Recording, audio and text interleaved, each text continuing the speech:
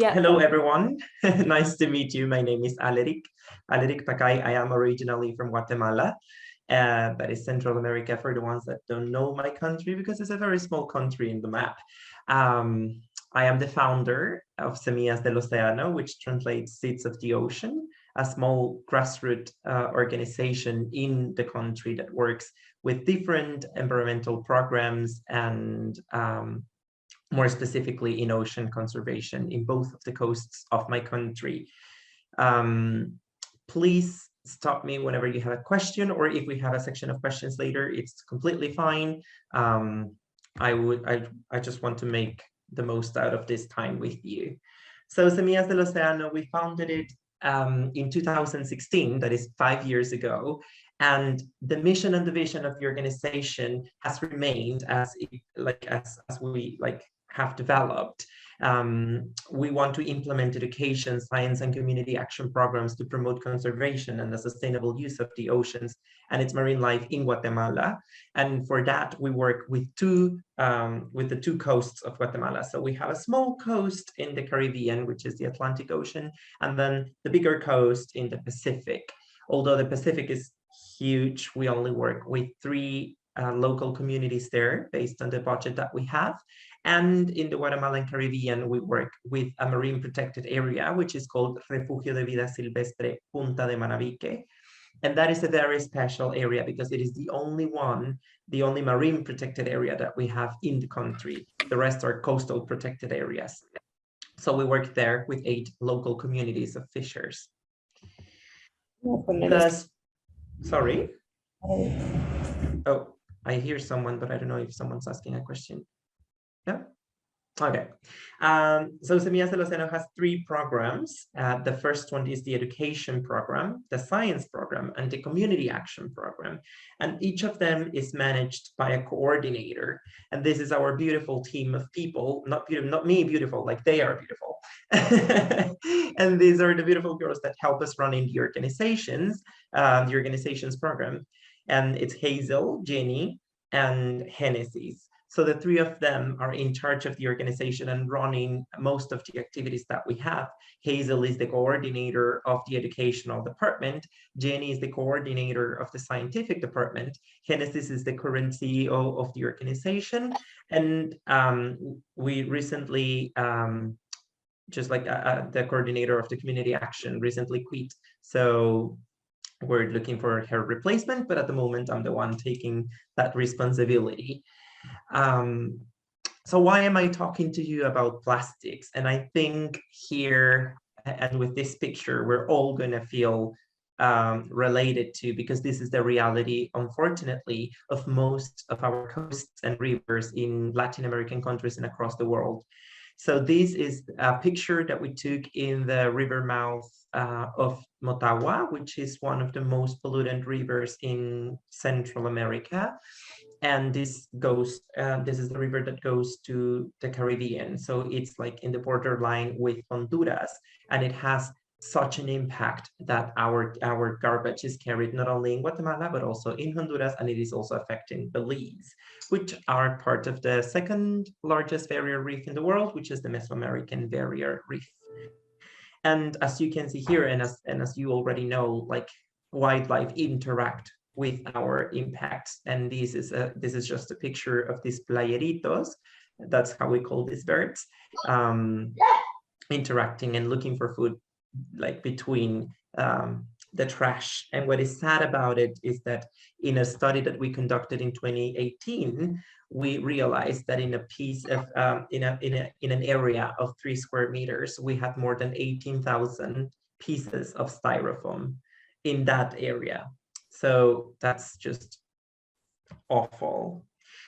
So what are we doing as Semillas del Oceano to tackle this issue? And although this issue is super huge and it requires many actions and different approaches and at different levels, what we do as Semillas del Oceano is we want to connect people with the issue and actually identify it as an issue.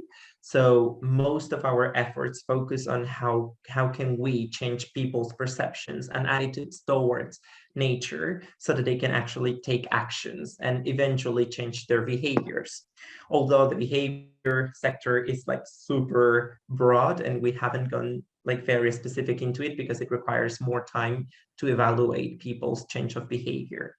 So one of our programs in the education department is called the Environmental Education Programs for the Reduction of Single-Use Plastics at coastal schools.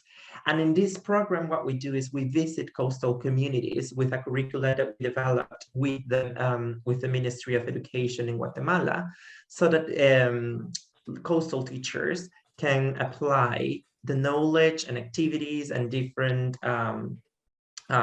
units that we created to teach their children about marine pollution.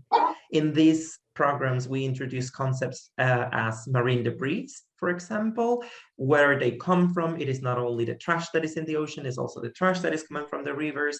And we want to engage children with the marine life and get to know the impacts that trash is having in marine life, but also the impacts that trash has on them as people as well, in terms of their health and also the economy of the coastal communities. More specifically, because these communities are mostly fishers. So how this marine pollution is affecting the resources that they have and they use for a living. So it's very important for them to see all these different perspectives, and that's what we want to do. So in these programs, what we usually do is we go to a community, we take some data, pre-data about like the pre-perceptions that they have, the knowledge that they have before we intervene, and also the attitudes towards nature that they already had. So we call that the pre-service that we conduct in a school before we start the program. And then after, like, or throughout the program, we keep evaluating in each unit, because we do monthly visits, what's going on with them, and if there is any specific point or any specific unit that triggers a change in perceptions or in attitudes of the children.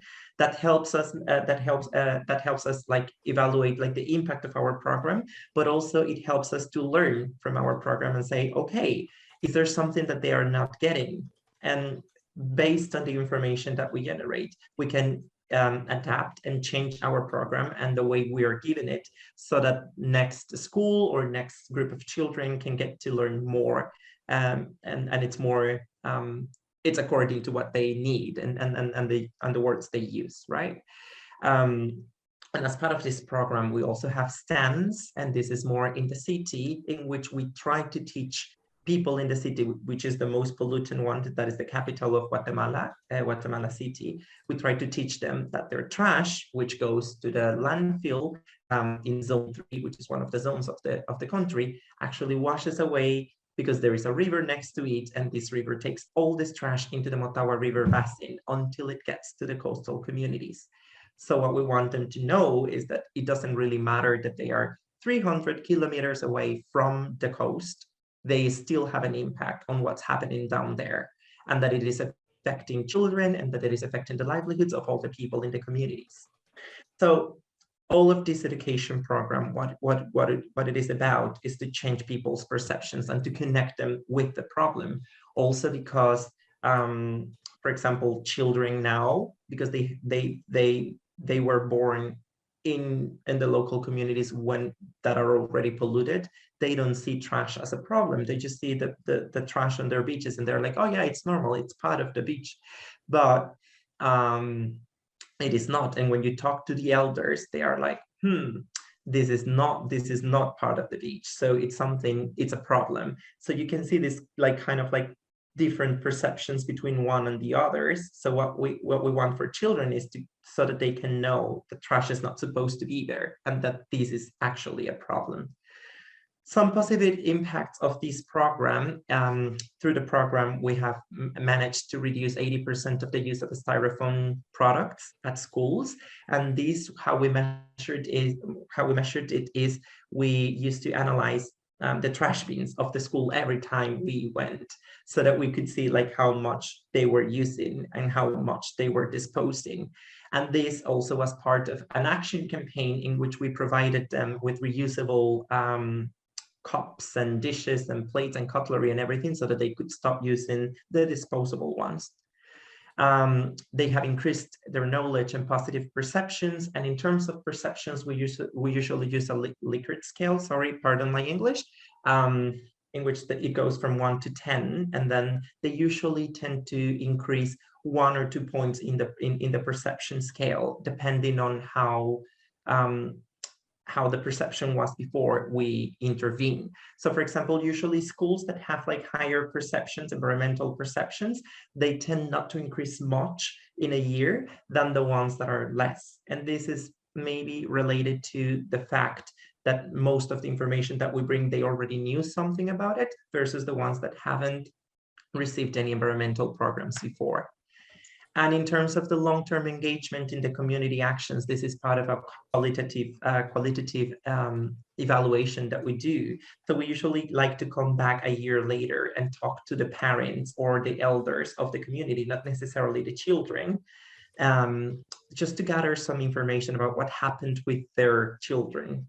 And sometimes we get to know like these very beautiful stories, like the one that I'm just going to tell you. This elder fisher, we were talking with him, and he was like, you know, my grandson is kind of crazy, he said. And he didn't say it in a bad way. But then he was like, hey, every single week he wears this t-shirt that says beach cleanup. And then he goes to the beach and he's like, hey, grandpa, we need to clean the beach because that is what we're supposed to do. And pardon my English and pronunciation of that word, because I'm very aware that it's like super similar to the bad word. So yeah, it's very awesome to see like these kind of engagement that happens, and they keep doing it, which is amazing for us. And for us in Semillas del Oceano, it is not about how many people we train, how many people we're having in our programs. As long as there is one person that changes their behaviors and that are taking actions, that for us is a lot. In terms of the science program, what we do is we conduct some scientific beach cleanups. And in these, what we do is we try to do beach cleanups with the local communities, with the teachers, with the children. But after we've done the cleanup event, we sit down and we grab 1 or 2 sacks, and then we evaluate what kind of trash is the one that we collected. This we used to do it before an alliance and started collaborating with Científicos de la Basura from Reciba. I don't know if there are people from Reciba here at the moment, but they have trained Jennifer, which is the scientific coordinator of the scientific department. And now we do it kind of differently. So back in the day, we used to do this. And now what we do is a citizen science program with the children and with the people that help us when we're doing these events. So before starting the cleanup, what we do is we conduct transects, we collect trash, we classify it, and then after the cleanup, we also do this so that we can get to know how much trash we're getting, if the trash is produced in the communities, if it is not. So there is this whole methodology that Reciba through Científicos de la Basura have developed, and we are implementing it and replicating it in not only in the Guatemalan Pacific coast, but also in the Guatemalan Caribbean. So thank you very much to them as well for that training. And other things that we do through the scientific department in Semillas del Oceano is the Motagua Rivers monitoring. And this we do it with the ocean cleanup. And I cannot disclose any of the data here, but what we're doing is basically monitoring the river through visual transects. So what we do is we count the types of plastic that are flowing in the river so that we can get to know how much plastic to expect whenever they implement an interceptor or not. And also what we do is we do these quadrants at the edges of the river to get to know how much trash is accumulating in the river sides and what type of trash we have. So with this information, we can complement it with the information that we gather at the coasts so that we can get to know more or less how much trash is washing up from the CT, which is like almost 300 kilometers away from the coast till we get to the coast. So in all the river basin, we have citizen scientists as well, like people from certain towns that stand above a bridge, and they count the trash with the methodology that the ocean cleanup has.